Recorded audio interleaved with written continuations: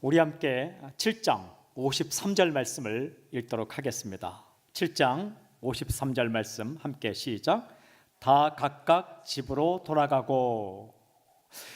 예수님 곁에 모여있던 사람들, 또 예수님에 대해서 논쟁하던 사람들 다 집으로 돌아갔다라고 기록하고 있습니다. 다 갈 곳이 있었습니다. 집이 있었습니다. 수군거리던 사람들도 집으로 갔고, 자신의 생각을 주장하며 핏대를 올리던 사람들도 집으로 갔고, 혹은 예수님께 대하여 믿음으로 고백하던 사람들도 다 집으로 갔습니다. 그런데 예수님은 어디로 가셨는가? 산으로 가셨습니다. 감람산으로 가십니다. 8장 1절과 2절을 함께 읽겠습니다. 8장 1절 2절 시작. 예수는 감람산으로 가시니라.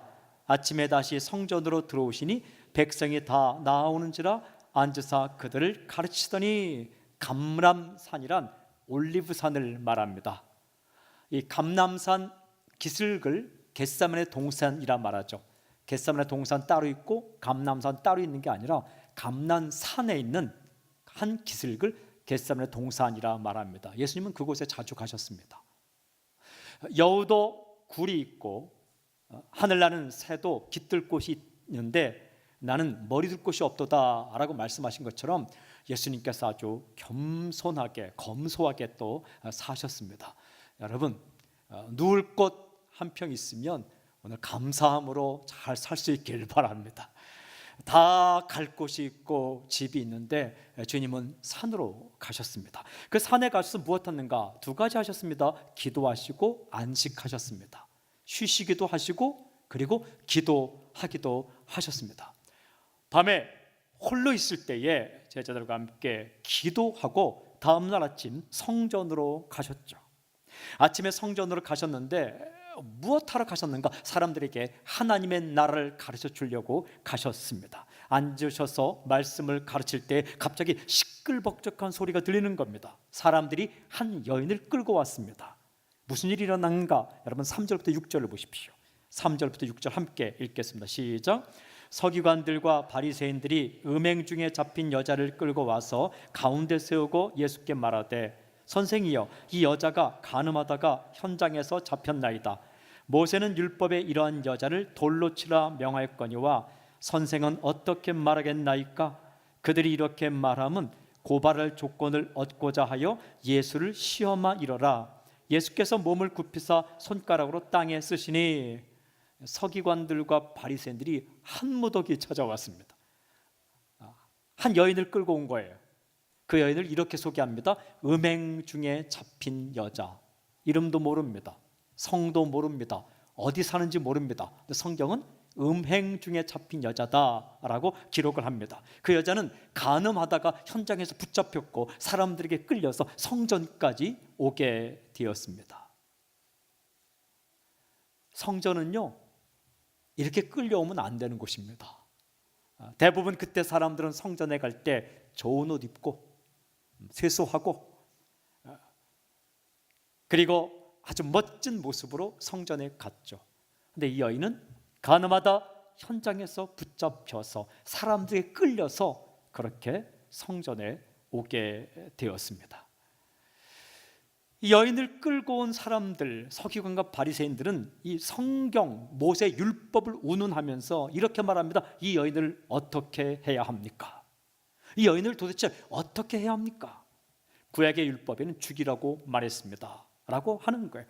구약의 율법에는요, 레위기 20장 10절에 누구든지 남의 아내와 간음하는 자, 곧 그의 이웃의 아내와 간음하는 자는 그 간부와 음부를 반드시 죽일지니라. 간음하는 자는 죽일지니라 라고 말씀하고 있고, 신명기 22장 24절에는 죽일 때 돌로 쳐 죽일지니라 이렇게 기록이 되어 있습니다.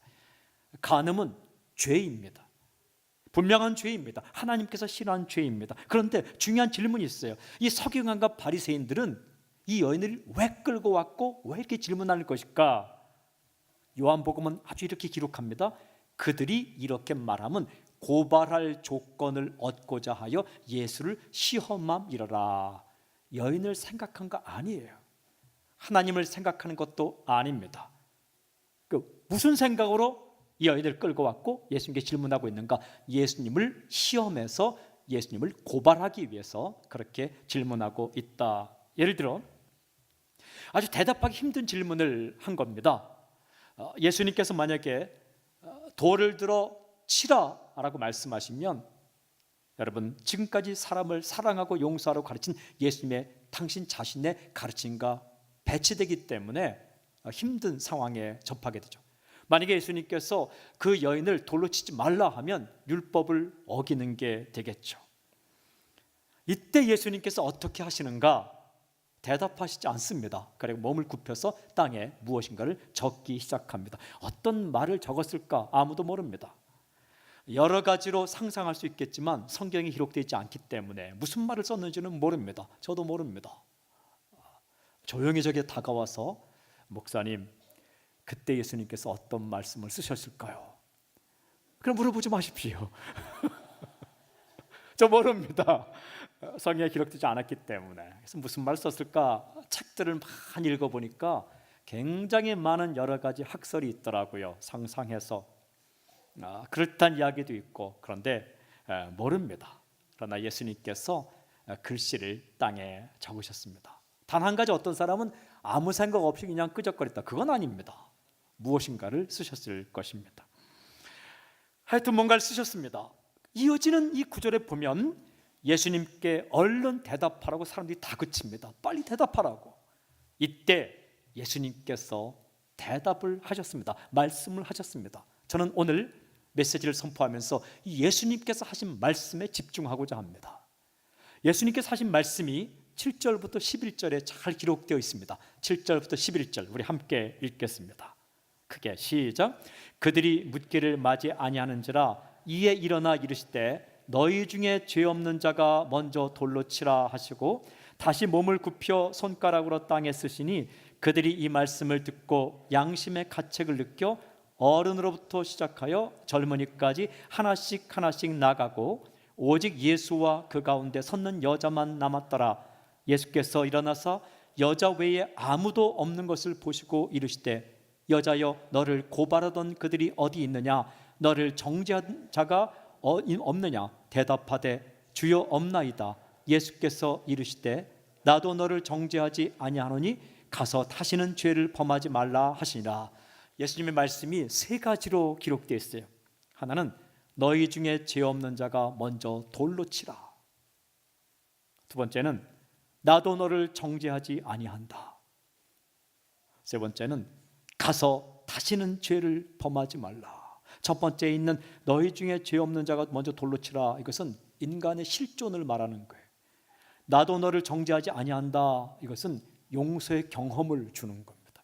세 번째, 가서 다시는 죄를 범하지 말라, 이것은 새로운 삶에 대해서, 거룩한 삶에 대해서, 우리의 삶에 대해서 말씀하시는 말씀입니다. 저는 이 주님께서 하신 이 말씀에 집중하겠습니다. 특별히 세 가지 말씀을 하나하나 묵상하고 선포하겠지만 특별히 세 번째 말씀, 가서 다시는 죄를 범하지 말라, 이 말씀에 더욱더 집중해서 메시지를 선포하겠습니다. 첫 번째 말씀, 너희 중에 죄 없는 자가 먼저 돌로 치라. 유명한 말씀입니다. 이 말씀은요, 예수님 믿는 사람이나 안 믿는 사람이나 다 알고 있는 아주 유명한 말씀입니다. 너희 중에 죄 없는 자가 먼저 돌로 치라.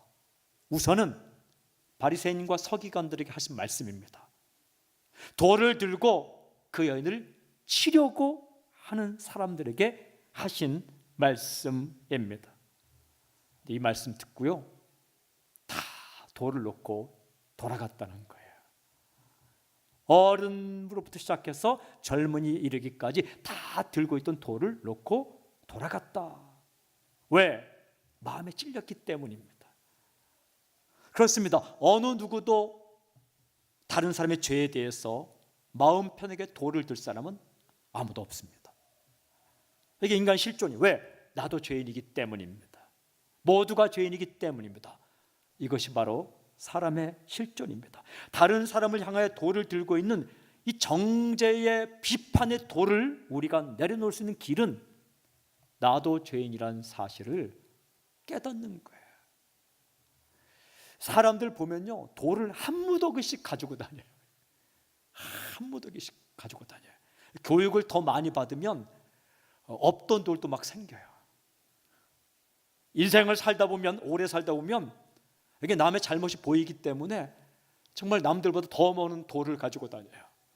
20살보다는 30살 먹은 사람이 더 많은 돌을 가지고 있어요. 잔뜩 가지고 다녀요. 그리고 인생이 뭐냐 하면 서로 던져갖고 피투성이가 되어 와요. 서로 던지고. 어떻게 생각하냐면 남이 나에게 던진 돌보다 내가 더 큰 돌을 던지면 내가 승리자가 될 것 같은 착각에 빠지는 거예요. 그렇게 살아요. 근데 주님은 우리에게 이렇게 말씀하세요. 너희 중에 죄 없는 자가 먼저 돌로 치라. 어느 순간 살다 보면 문득 이런 생각이 들 때 있죠. 나도 잘난 거 없다. 나의 허물을 보기 시작하면서부터 내가 가지고 있던 돌을 하나둘씩 내려놓기 시작할 때가 있습니다. 여러분, 언제 우리의 돌을 내려놓을 수 있을까요? 십자가 앞에 설 때입니다. 예수님께서 누구를 위해 죽으셨을까요? 사람을 위해 죽었습니다. 당신을 위해 죽었습니다. 왜 죽으셨을까요? 당신이 죄인이기 때문에. 그 수많은 돌, 당신이 돌을 맞아야 되는데, 내가 돌을 맞아야 되는데 그 돌을 맞지 않도록 주님께서 대신 피를 흘린 장소가 십자가예요. 그 앞에 서게 되면 내가 이 자랑할 것 없는 그런 죄인이구나를 깨닫게 되죠. 하나님 앞에 설 때에, 말씀 앞에 설 때에 우리가 죄인임을 깨닫게 되고, 그리고 내가 들고 있던 돌들을 하나둘씩 내려놓을 수 있게 됩니다. 저는 선포합니다. 당신이 들고 있는 수많은 정죄의 돌을 오늘 내려놓는 놀라운 역사길 주님을 선포합니다. 수고하고 무거운 짐진 자들아 다 내게로 와, 내가 너희를 쉬게 하리라. 무엇 때문에 피곤할까요? 무엇 때문에 힘들까요? 다 그런 돌 들고 살거든요. 어디 한번 내게 다가와 봐라. 내가 정확하게 맞춰주마. 그런 마음으로 살거든요. 근데 그 돌을 내려놓을 때에 무거운 인생이 가벼운 인생이 되는 거예요. 그 말씀을 하신 이후에 여인에게 하신 두 번째 말씀이 이어지는 말씀이에요. 서로 연결되어 있어요. 두 번째 말씀은 나도 너를 정죄하지 아니한다. 여러분, 이 예수님께서 자신에게 하시는 이 말씀을 들었을 때 그 여인은 얼마나 놀랐을까요? 뭐 내가 잘못 들은 거 아닌가 이렇게 생각했을 거 아닙니까? 여러분, 이런 말을 들어본 적이 없는 거예요. 누구에게 이런 말을 들었겠습니까? 나도 너를 정죄하지 아니한다, 이런 말을 들어본 적이 없는 여인이 예수님께 이 말씀 들었을 때에 깜짝 놀랐을 것입니다. 그리고 눈물이 흘렀을 것입니다. 예수님은 돌을 들지 않으셨습니다. 그들은 돌을 들었지만 예수님은 팔을 벌려주셨어요. 사람은 두 종류입니다. 돌을 든 사람, 팔을 벌린 사람. 돌을 드는 것을 정죄라고 말합니다. 팔을 벌리는 것을 용서라고 말합니다. 사람이 살면서 어떤 경험을 많이 하냐면 정죄받은 경험을 참 많이 합니다. 넌 이래서 안 돼, 넌 이래서 안 돼, 안 돼, 안 돼. 정죄의 경험을 참 많이 해요. 사람이 드물게 하는 경험이 용서의 경험입니다. 팔을 벌리고 안아주는 경험. 예수님은 정죄의 돌을 들지 않고 용서의 팔을 벌리셨습니다. 무죄 선언입니다. 여러분, 예수님께서 만약에 당신을 향해 정죄의 돌을 들기로 마음 먹으셨다면 얼마나 많은 돌을 들어야 했겠습니까? 만약에 여러분이 한 5개 하면 예수님이 짱돌을 들으셔야 돼요. 5개밖에 안 되느냐? 제대로 좀 알아라. 예수님께서 만약에 우리를 향해 돌을 드시길 마음 먹으셨다면 우리에게 얼마나 많은 돌을 드셔야 되겠습니까? 여러분, 그러나 예수님은 그냥 용서의 팔을 이렇게 벌리신 거예요. 그 여인이 한 행동이 죄가 아니라는 말씀이 아닙니다. 간음은 죄입니다. 그러나 그 죄에 대해서 예수님께서 용서하시겠다는 말씀이죠. 죄값을 묻지 않겠다는 말씀이죠. 여러분, 당신도 살아갈 때에 사사건건 돌을 들지 마시고 팔을 벌려 좀 안아주십시오. 참된 교회, 진짜 교회는 세상을 향해 정죄의 돌을 드는 공동체가 아니라 용서의 팔을 벌리는 공동체가 진짜 교회입니다. 집은 어떤 곳입니까? 여러분, 집은 정말 용서의 팔을 좀 벌려주는 곳입니다. 엄마는 어떤 존재입니까? 아빠는 어떤 존재입니까? 진짜 선생님은 어떤 존재입니까? 용서의 팔을 벌려주고 그 경험을 할 때에 더욱더 인생을 제대로 살게 되는 거죠. 여러분, 요한복음 3장 17절에 이런 말씀이 기록되어 있어요. 하나님이 그 아들을 세상에 보내신 것은 세상을 심판하려 하심이 아니요 그로 말미암아 세상이 구원을 받게 하려 하심이라. 사람들이 살아갈 때에 정말 좋아하는 기구가 하나 있어요. 그게 도마입니다. 도마. 사람을 한 명 도마에다 딱 올려놓고 이렇게 그 정죄의 칼과 돌을 가지고 하면 속이 시원해짐을 느끼죠.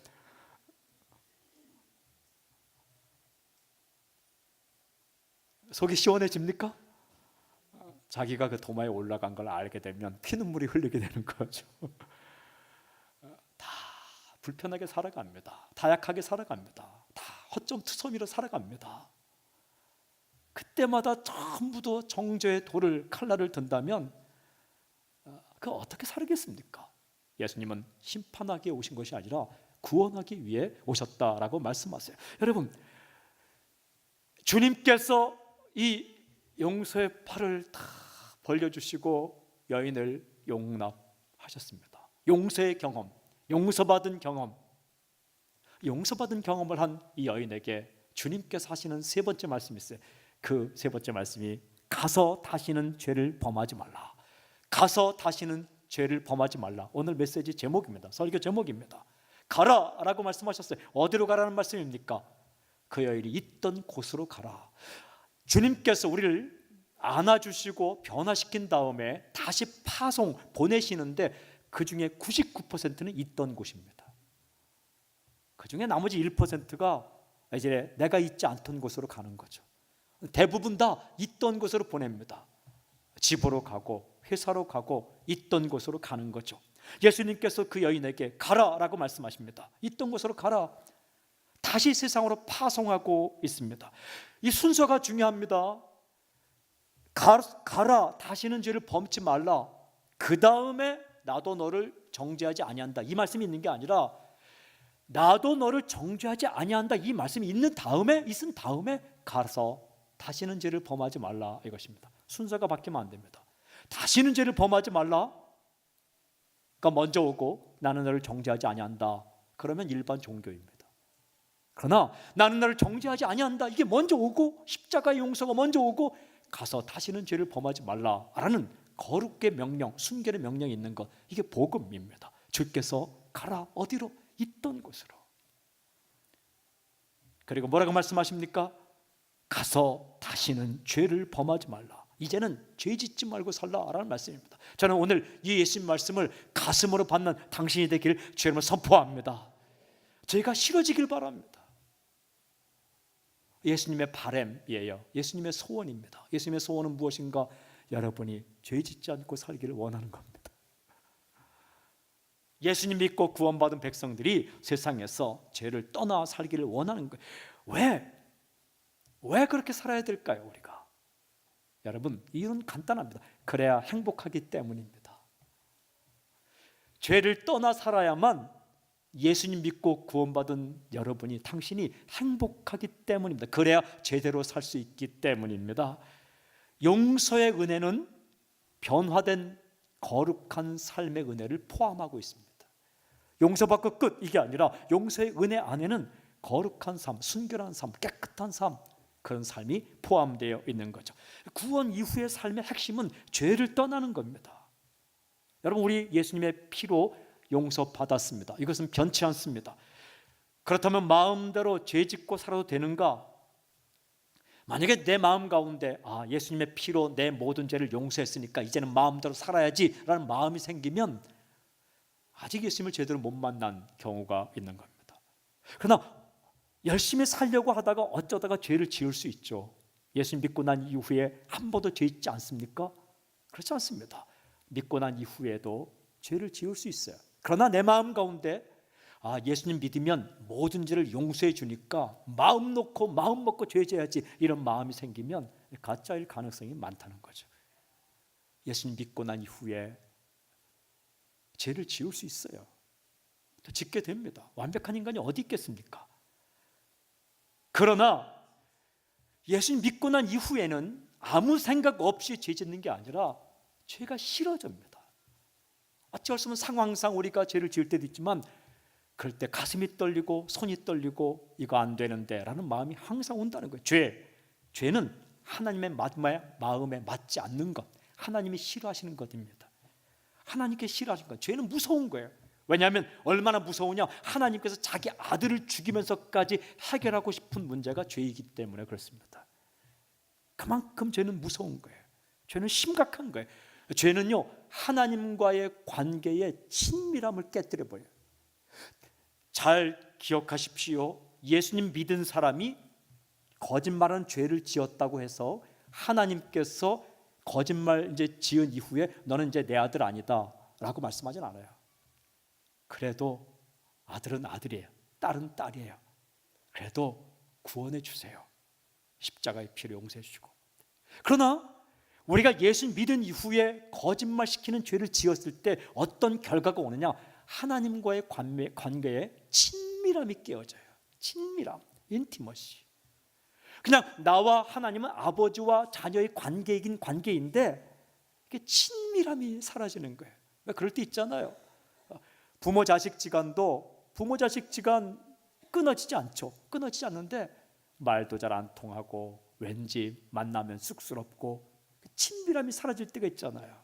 하나님과 우리와의 관계도 우리가 예수 믿은 이후에 죄를 짓게 되면 하나님과 우리의 관계가 완전히 끊어지는 게 아니라 관계는 살아있는데 친밀함이 사라지는 거예요. 서먹서먹하고 괜히 기도하면 맞을 것 같고 예배드리는데 기쁨이 사라지고 이렇게 오는 거예요. 그리고요, 다른 사람과의 관계를 또 깨뜨려 버려요. 다른 사람과 관계가 어려워지는 거예요. 죄를 짓게 되면. 여러분, 만약에 폭력의 죄를 짓게 되면 그 당사자와는 관계가 깨지는 겁니다. 거짓말 시켰다가 거짓말이 들통나면 그 사람과는 관계가 깨지는 거죠. 난 저 사람 믿지 않을 거야.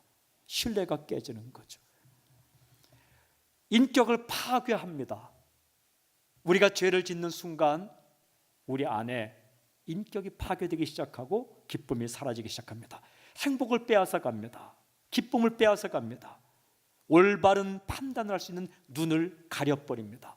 이 죄를 한 번, 두 번 자꾸 짓기 시작하면 어떤 영적인 눈이 흐려집니다. 영적인 감각이 떨어져요. 귀를 막게 됩니다. 들어야 할 것을 못 듣게 돼요. 여러분, 이런 죄를 하나님께서 아주 싫어하시는 겁니다. 아주 싫어하세요. 그런데 꼭 기억하십시오. 구원 이후에 짓는 죄가 우리의 구원을 무효화시키지는 않는다는 것, 이건 분명히 기억하십시오. 요한 1서 1장 7절에 그가 빛 가운데 계신 것 같이 우리도 빛 가운데 행하면 우리가 서로 사귐이 있고 그 아들 예수의 피가 우리를 모든 죄에서 깨끗하게 하실 것이요. 예수님의 피가 우리를 모든 죄에서 깨끗하게 하신다는 것은 분명한 사실. 그러나 우리가 예수 믿은 이후에 죄를 짓게 되면 하나님과의 친밀함과 다른 사람과의 친밀함과 우리 이 안에 있는 인격의 고상함과 깨끗함이 깨어지기 시작한다는 거죠.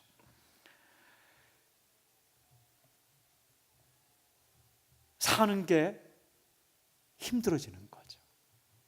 기쁨이 충만하고 마음이 평안하고 설레임이 있어야 되는데 왠지 모르게 기쁨이 사라지고 설레임이 사라지고 감격이 사라지고 따분해지기 시작한다는 거죠. 예레미야가 5장 16절 이런 말씀이 있어요. 우리의 머리에서는 면류관이 떨어져 싸우니 오호라 우리의 범죄 때문이다. 하나님이 우리에게 면류관을 씌워줬다는 거예요. 면류관, 크라운, 왕관을 씌워줬는데 이게 죄를 지으면 왕관이 뚝 떨어진다는 거예요. 하나님께서 예수 믿는 우리에게 정말 기쁨의 면류관, 아주 아름다운 면류관들을 씌워주셨는데 우리가 죄를 짓는 순간 그것이 떨어진다는 거예요. 존경을 받지 못하게 되고 존중을 받지 못하게 되고 손가락질을 받게 되기 시작한다는 거죠. 여러분, 예수님을 믿는 우리에게 씌워진 면류관, 왕관이 있어요. 그게 왕관이 사랑, 희락, 화평, 오래 참음, 자비, 양선, 충성, 온유, 절제의 왕관을 다 씌워줬어요. 그런데요, 이게 죄를 짓게 되면 뚝뚝 떨어져 나간다는 거예요. 그러나 우리가 죄를 멀리하기 시작하면 이 우리의 왕관이 빛나기 시작하는 거예요. 사랑의 왕관, 죄를 멀리하기 시작하면 우리 마음 가운데 사랑하고 싶은 마음이 생겨요. 내 더러운 것을 씻어내고 괜히 죄가 싫어지고 죄를 지을 기회가 있을 때에 그런 경우에 죄를 딱 짓지 않기로 결정하고 떠나면 우리 가운데 사랑의 왕관이 생기면서 사랑하고 싶은 마음이 생기기 시작하고 그리고 또 사랑받기 시작하는 거예요. 사랑하고 사랑받고 사람이요 사랑스러워져요. 죄를 멀리하고 죄악된 생각과 죄악된 행동을 멀리하기 시작하면 사람이 사랑스러워져요. 자기는 잘 몰라요. 다른 사람이 볼 때 어떻게 저 사람 이렇게 사랑스럽지? 죄를 멀리할수록 뭐 다른 거 요란 떨지 않더라도 죄를 자꾸만 멀리하기 시작하면 사람이 사랑스러워지는 거예요. 사랑하고 싶고 다가가고 싶고 왠지 말을 걸고 싶고. 저는 여러분이 전철 타고 가다가 누구라도 와서 말을 걸고 싶은 사람이 되기를 바랍니다. 저 사람은 왜 이렇게 표정이 참 평안하지? 말 한번 걸어보자. 근데 표정이 막 인상 쓰면 어떤 사람이 와서 이렇게 말해요. 도를 아십니까? 그럴 거야. 그 표정이 표정이에요. 슬픔에 쌓여 있고 왠지.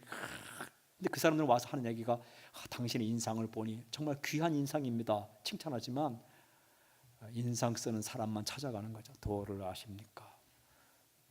그러나 정말 이 죄를 멀리하며 깨끗하고 사랑스러운 이 모습으로 바뀌면 누군가 옆에 가서 말을 걸기 시작하는 거죠. 아버지가 사랑의 왕관을 되찾으면 자녀가 와서 말을 걸죠. 희락, 이 죄를 멀기 시작하면 희락의 관을 우리가 다시 쓰게 되는데 기쁨이 생기는 거예요. 있어서가 아니라 가진 게 없어도 기쁨의 관을 쓰게 되는 거죠. 사람들은 다 갈 집이 있었어요. 그러나 예수님은 집도 없었지만 산에 가서 쉬시고 기도하시지만 늘 주님은 기쁨의 관을 쓰고 계셨던 거죠. 화평, 평화의 왕관. 이거 이러다 큰일 나지라는 마음은 죄 지을 때 생겨요. 그러나 죄를 멀리하면 이거 이러다가 좋은 일 생기는 거 아니에요? 마음이 평안한 거죠. 오래 참음, 참지 못하고 벌컥벌컥 화를 내던 사람이 죄를 멀리하기 시작하면서 참을 수 있는 아름다운 왕관. 여러분, 이 오래 참음의 왕관만 쓰고 있어도 위대한 일을 할 수 있습니다. 사람들은요 열심히 있다고 하다가 화 벌컥 내서 그 일 산산조각 날 때가 얼마나 많은지 모릅니다. 오래 참음의 왕관. 사랑은 오래 참고 사랑은 오래 견디고 사랑은 오래 참는 것. 자비의 왕관. 이 죄를 멀리하기 시작하면요 자비는 불쌍히 여기는 마음이에요. 이 마음 가운데 불쌍히 여기는 마음이 생기는 거죠. 양선, 착한 왕관. 충성, 흔들리지 않는 것, 이랬다 저랬다 하지 않는 것. 온유, 주님이 말씀하시면 예하고 순종하는 것. 절제, 지나치거나 모자람이 없는 것. 사람은요 죄를 지으려고 하면은 오버하게 돼요. 이 죄를 멀리하기 시작하면서 우리가 잃어버렸던 왕관을 되찾게 되는 거죠. 그게 진짜 인간이죠. 사랑하고 기뻐하고 화평하고 오래 참고 자비롭고 양선 착하고 그리고 충성스럽고 온유하고 절제할 줄 아는 인간, 그 왕관을 되찾기 시작하는 겁니다. 예수님 믿고 난 이후에 한 번에 다 바뀌는 게 아니에요. 예수님 믿습니다라고 고백하는 순간 우리가 완벽한 인간이 되는 거 아닌데, 예수님 믿고 난 이후에 하나님께서 그 9개의 왕관을 다 씌워주는데 우리가 죄를 지을 때마다 왕관이 떨어지기도 하고, 그러나 죄를 멀리하기 시작하면 우리에게 그 왕관이 되찾아지면서 정말 사랑스러운 예수님 닮은 사람으로 바뀌어 가는 거죠. 그럼 어떻게 해야 되겠습니까? 이 죄의 문제도 어떻게 할까요? 주님께서 가서 다시는 죄를 범치 말라라고 말씀하셨을 때 어떻게 할까? 저는 네 가지를 선포합니다. 첫째는요, 죄를 시시한 것으로 생각하지 마십시오. 어떠한 죄도 시시한 것 없습니다. 이까지 좀 잘못한다고 뭐 큰일이야 있겠는가?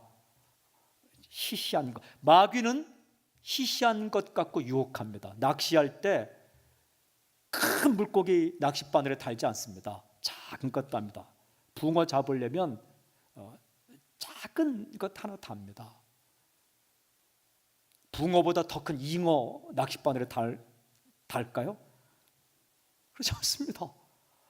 사탄이 우리를 유혹할 때는 작은 것 하나 답니다. 이 한 번만 해봐. 한 번만 해봐. 요것만 해봐. 이 사람에게만 해봐. 거기서 시작하는 거예요. 어떤 죄도 시시한 것 없습니다. 그때 거부하십시오. 두 번째는요, 그 죄를 떠나십시오. 당신 안에 계신 성령님께서 이건 죄다라고 깨달게 해줄 때가 있어요. 그때는요, 아쉬워하지 말고 떠나십시오. 죄악된 환경 가운데 있을 때가 있어요. 죄악된 환경 가운데 있을 때는 빨리 그 환경을 벗어나야 됩니다. 여러분, 죄를 짓기 좋은 환경이 있어요. 그 안에서 통성기도 하는 것보다 그 환경을 떠나서 잠자는 게 훨씬 좋습니다. 예를 들면 청춘 남녀가 결혼하기 전에 외딴 섬에 놀러 가서 배를 쫙 보내고 그 둘이 이렇게 밤에 그 손 붙잡고 막 기도하는 거예요. 하나님, 우리가 이곳에서 결혼 전에 죄 짓지 않게 해주십시오. 통성기도 하는 것보다 빨리 배 타고 나오는 게 훨씬 좋습니다.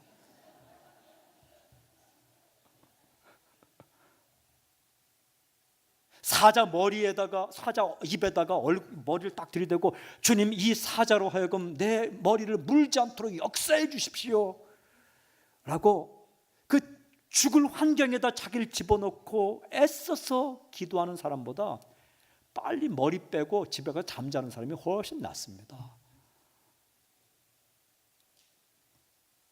자신하지 마십시오. 나는 이 정도 환경에 있어도 괜찮아. 여러분, 하나님께서 불가항력적으로 나는 원치 않은데 어쩔 수 없이 그런 환경에 갔을 땐 잘 견디십시오. 그곳에서 기도하고. 요셉을 보십시오. 어쩔 수 없이 감옥에 갔을 때 경건하게 살죠. 그런데 요셉이 자진해서 감옥에 간 거 아닙니다. 나올 수만 있다면 나오는 거죠. 우리가 어쩔 수 없이 하나님의 정말 뜻으로 하나님께서 보내셔서 힘든 상황에 갔을 때 잘 견디십시오. 그러나 그런 죄악된 상황이다, 조건이다 생각할 때는 얼른 그 자리를 벗어나는 게 영성입니다. 자신하지 마십시오. 세 번째는 영적인 민감성을 달라고 기도하십시오.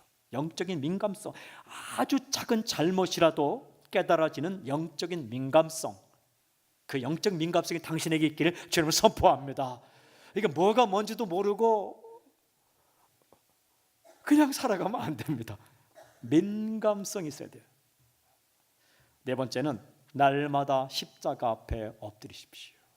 날마다 말씀 앞으로 나와서 십자가 앞에, 날마다 하나님 앞에 나와 십자가 앞에 엎드릴 때에 거울을 보듯이 나의 인생 가운데 은연중에 들어와 있는 그런 죄악들이 보이기 시작하고 그것을 토해내고 씻어낼 수 있는 겁니다. 목욕을 한 사람은 다시 목욕할 필요 없다라고 주께서 말씀하셨어요. 구원받은 사람은 다시 예수님 영접하고 구원받을 필요 없습니다. 그러나 날마다 묻는 때는 닦아야 되겠죠. 우리가 예수 믿었지만 믿은 이후에 내 가운데 은연중에 나도 모르게 묻어있는 때들을 말씀 앞에서, 하나님 앞에서 서서 그것을 닦아내는 시간들이 필요합니다.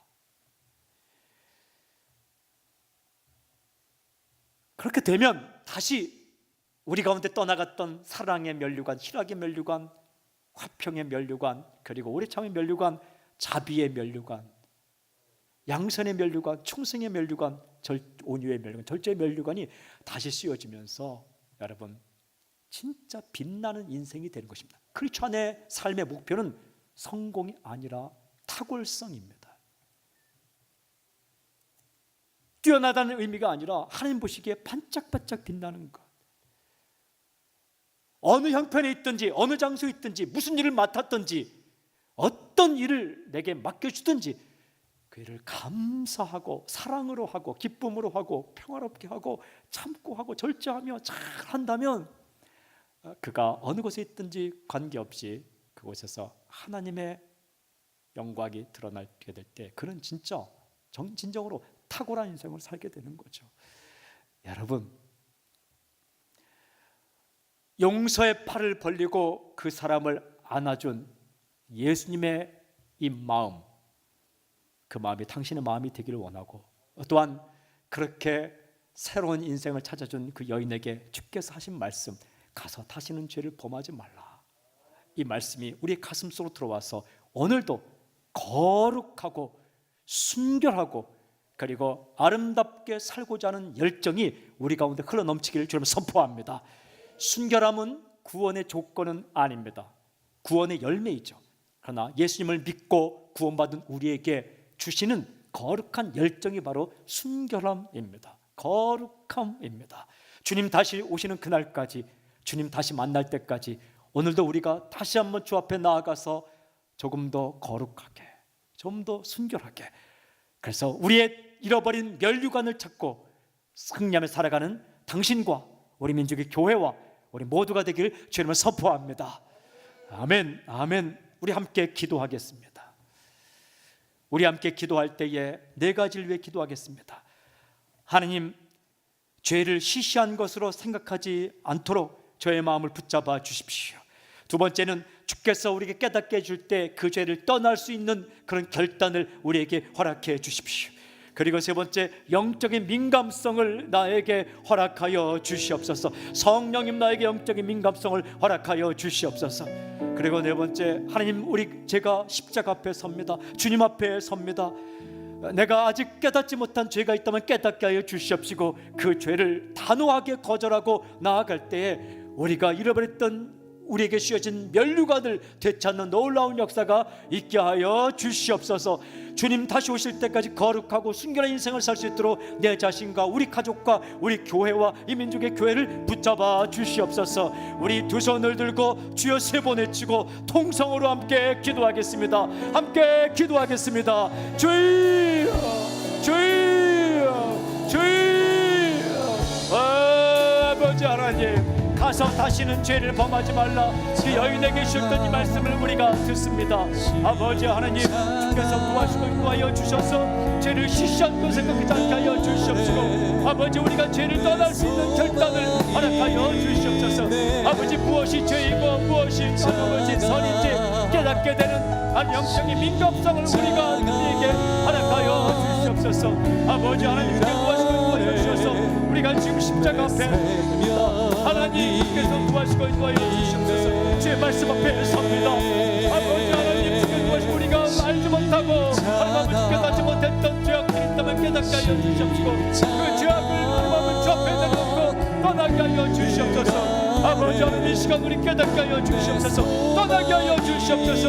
아버지, 해결하게 하여 주시옵소서. 주 앞으로 나가시고 하나님께 좋아하는 걸 좋아하고 하나님께 싫어하시는 걸 싫어하며 살 수 있도록 인도해 주시옵소서. 할렐루야. 감사합니다. 아멘. 할렐루야. 주께서 함께 하시옵소서. 하나님 아버지, 돌을 들고 달려오는 사람들이 아니라 팔을 벌리고 용서의 팔을 벌리고 우리를 안아신 예수님, 우리가 그 예수님의 십자가의 피로 구원받았음을 믿습니다.